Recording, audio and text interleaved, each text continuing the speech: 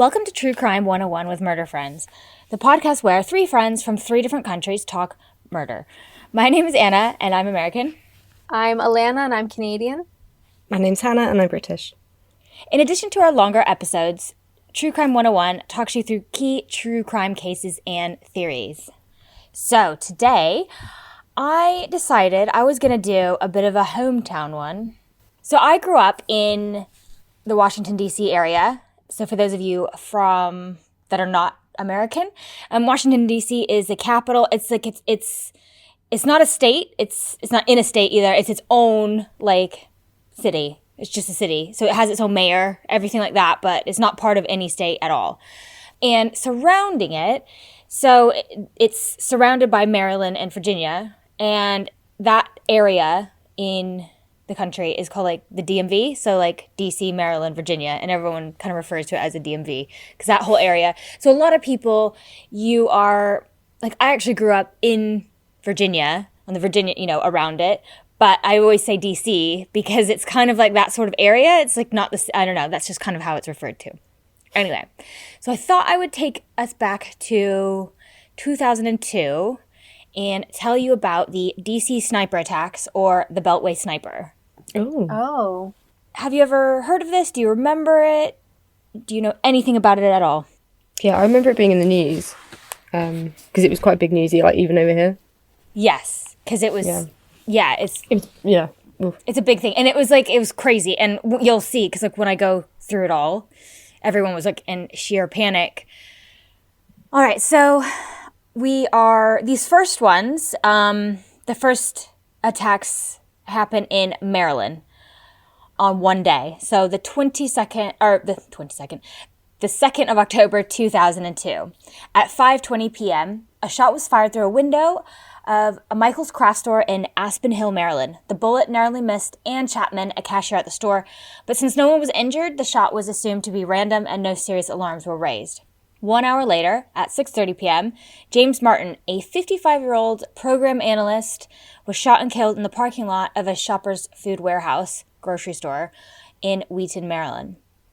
So then it takes us to the next day, the 3rd of October, where 4 people were shot dead within the span of approximately 2 hours in Aspen Hill and other nearby areas of Montgomery County. At 7:41 a.m., James Buchanan, a 39-year-old landscaper known as Sonny, was shot dead in Rockville, Maryland. Buchanan was shot while mowing the grass at the Fitzgerald Auto Malls. At 8:12 a.m., a 54-year-old part-time taxi cab driver, Prem Kumar, was killed in Aspen Hill while pumping gasoline into his taxi at a mobile station. At 8:37 a.m., Sarah Ramos, a 34-year-old babysitter and housekeeper, was killed at the Leisure World Shopping Center in Norbeck. She had gotten off a bus and was seated on a bench reading a book. At 9:58 a.m., and what was to be the last killing of the morning, 25-year-old Lori Ann Lewis Riviera was killed while vacuuming her Dodge Caravan at the Shell station at the intersection of Connecticut and Knowles Avenue in Kensington, Maryland.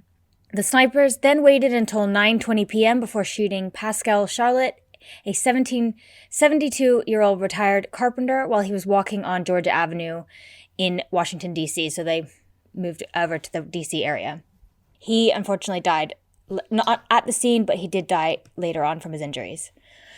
In each shooting, the victims were killed by a single bullet fired from some distance, and in each case the killer struck and then vanished.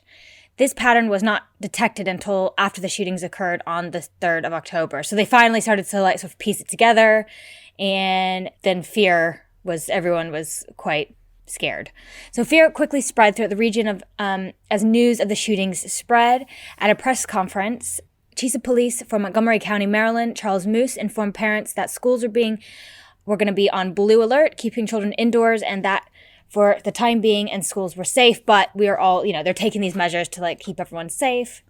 Many parents went to pick up their children at school early, not allowing them to take a school bus or to walk home. The Montgomery County Public Schools and District of Columbia Public Schools and private schools went into lockdown with no recess or outdoor PE classes. Other school districts in the area also took precautionary measures, keeping students indoors. So police only had a few pieces of evidence to work with from these shootings. After the murder in Washington, D.C., witnesses began telling police that they had seen a blue Chevrolet Caprice. They also initially believed that all the murders were carried out with a .22 caliber rifle. So I can imagine, though, it must be a hard thing to work because there's not going to be the same evidence you're going to find at like a crime scene that is done, let's say, in a house, because all of it they figured out were done from far away, and they couldn't not necessarily figure out exactly where it's coming from. So this takes me to the 4th of October in Virginia. So 43-year-old homemaker Caroline Sewell was wounded in the chest at 2:30 p.m. in the parking lot of another Michaels store at Spotsylvania Mall in Spotsylvania, while she was loading purchases into her minivan. By this point, hundreds of journalists had converged in the area to cover the unfolding events. On the 7th of October, so it starts to move to like one a day rather than the spree that they had on the first day. At 8 a.m., Iron Brown, a 13-year-old student, was shot in the chest and critically wounded as he arrived at Benjamin Tasker Middle School in Bowie, Maryland. His aunt, Tanya Brown, was a nurse who had just brought him to school, and she rushed him to the hospital emergency room. And despite serious injuries, including damage to several major organs, Brown survived the attack. Wow. Oh, shit. He survived, and he also, in the end, testified at the trial in the end. So he is, wow. And it was great thinking by his aunt, was just like, to get him, she just rushed him straight to the hospital, her being a nurse, so she just knew straight away. So at this crime scene, the authorities discovered a shell casing as well as a tarot card, the death card, inscribed with the phrase, "Call me God" on the front, and on 3 separate lines on the back, "For you, Mr. Police, call me God, and do not release to the press."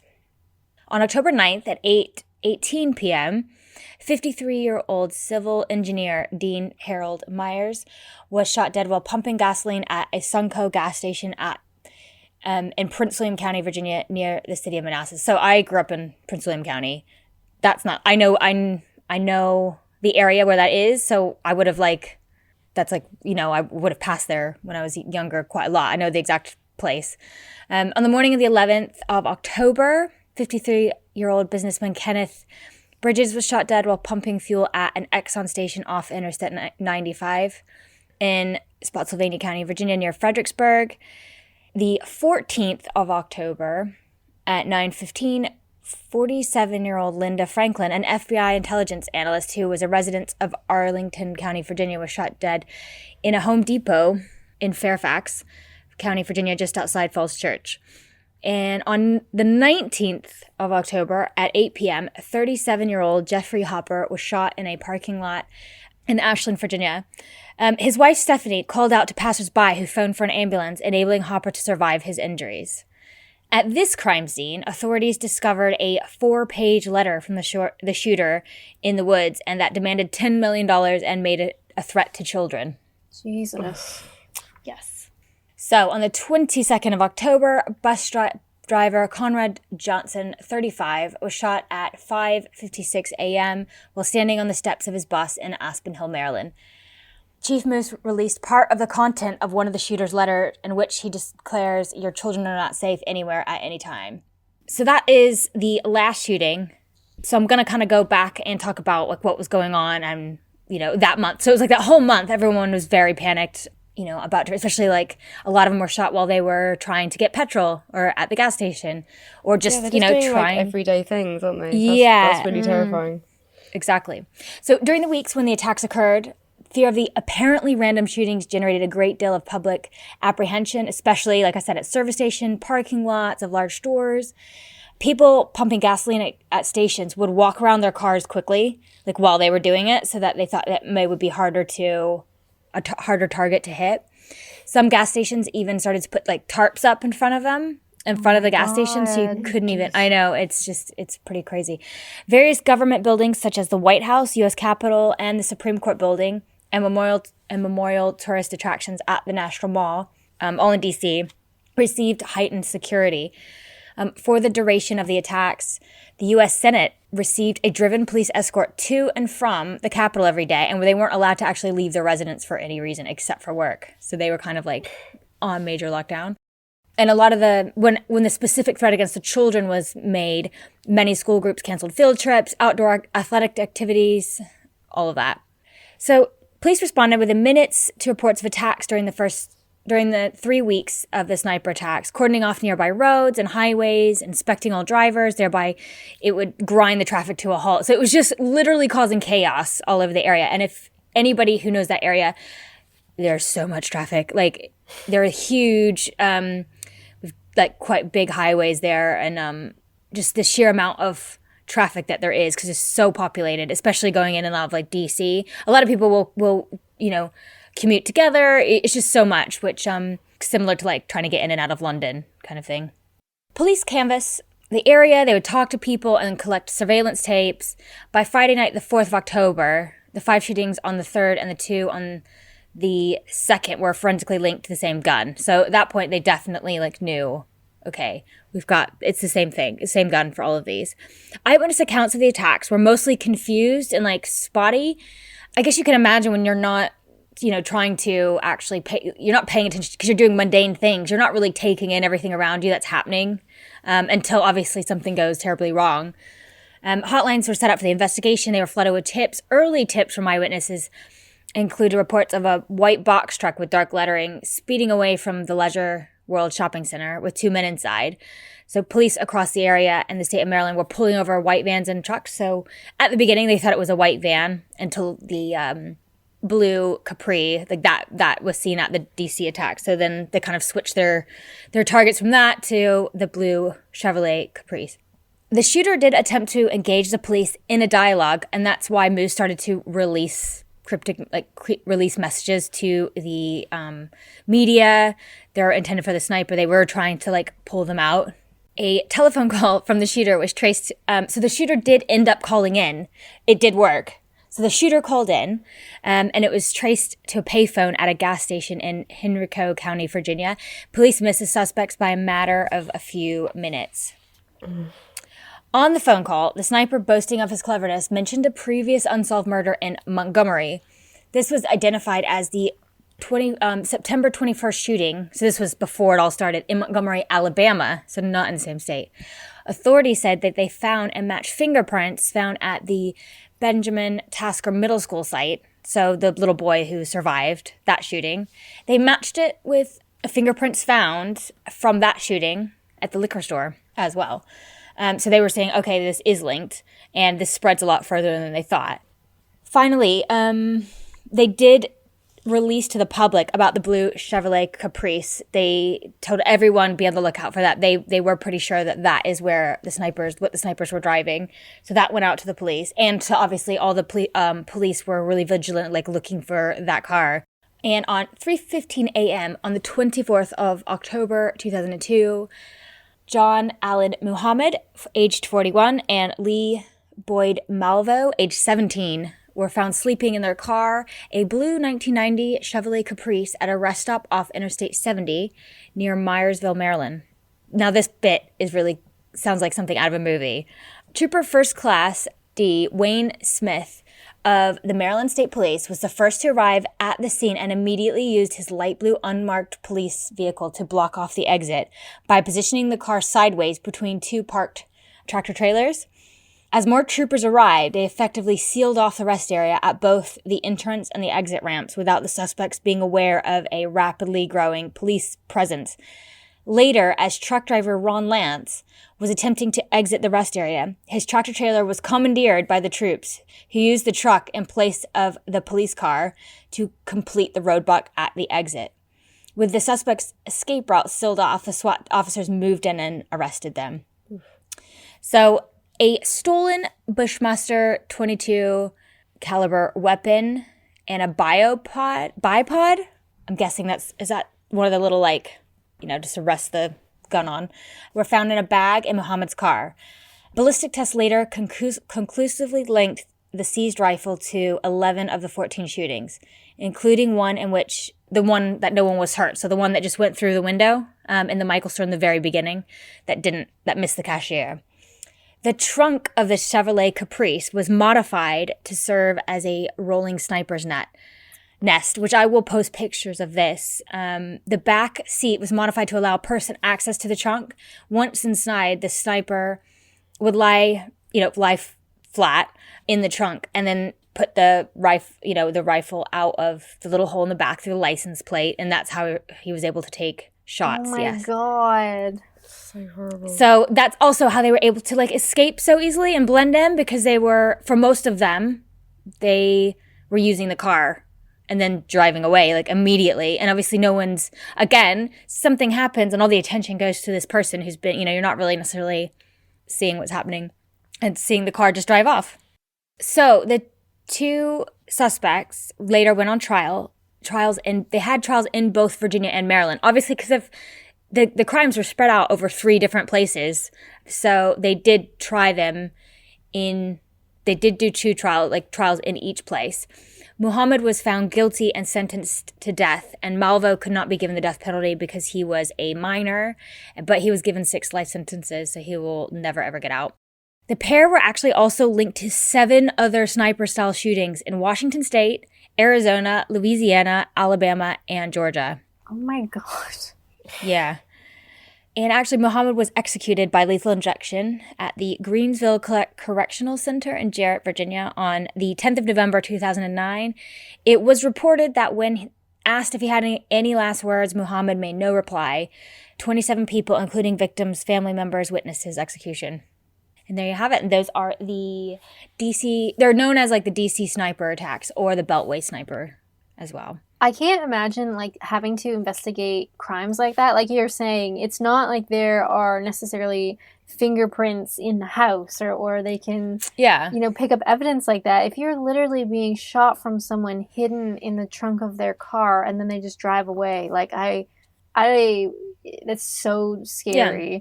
You wouldn't even imagine that someone would be shooting at you from the trunk of a car either. No, not at all.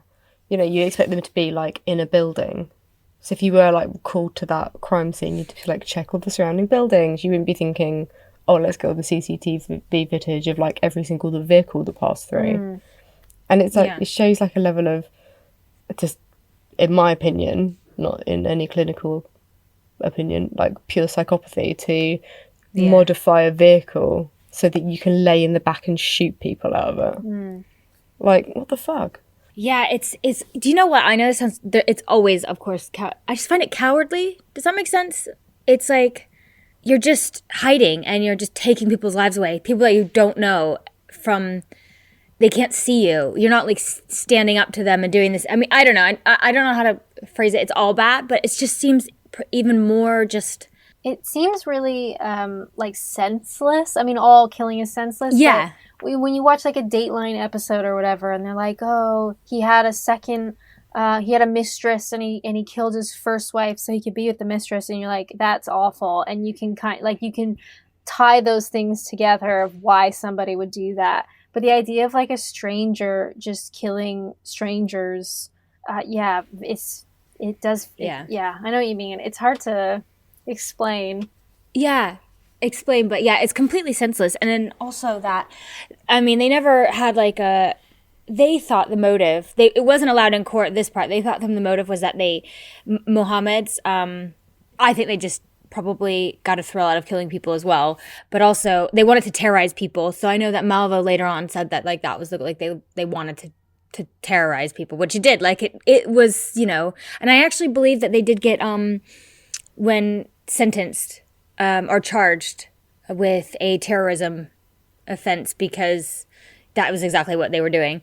It is really scary because it's like you're not putting yourself at risk when you need to fill up your car, or like you're sitting on a bench reading a book. I know. Like I can't imagine being in that area at that time because you wouldn't want to leave your house. No, everyone. I remember like friends, and like, it was exactly.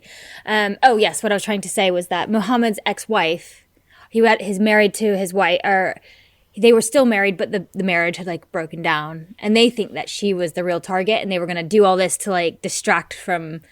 He actually wanted to kill her. He didn't kill her. So I don't know that they theorized that this was a motive. I think she thought she was the ultimate target. But they were never approved that, so they didn't have that. And I think Malvo has always said that they just really wanted to terrorize people and kill, and just kill people and make people panic. So that was literally the only thing that they wanted to do. I didn't realize the scope of it. I didn't realize they'd killed so many people. Yes. Because I thought it was only like 3 or 4 people, but it's a lot more than that, isn't it? Yeah. And then you take into account the other 7 shootings, and I think it's just... Do you know what? To be honest, I didn't remember that it was that many until I started researching this case.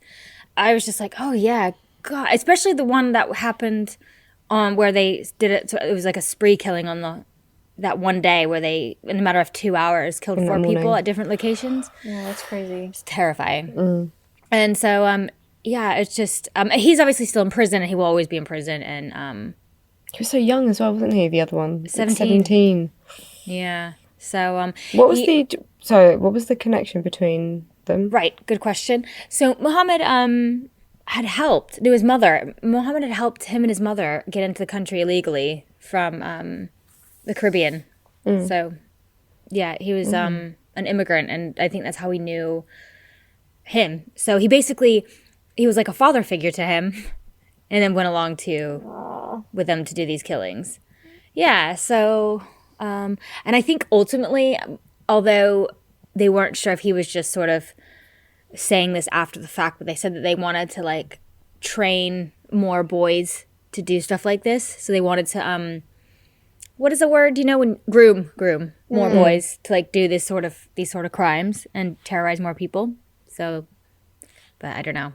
Again, sometimes, like, after they were arrested, they had, they were still spouting stuff about different, like, motives and what their ultimate goal was. But anyway. That's so scary. Well, I think that is all I have for today. If you guys want to check out our website, murderfriends.com, it'll have all the sources from today.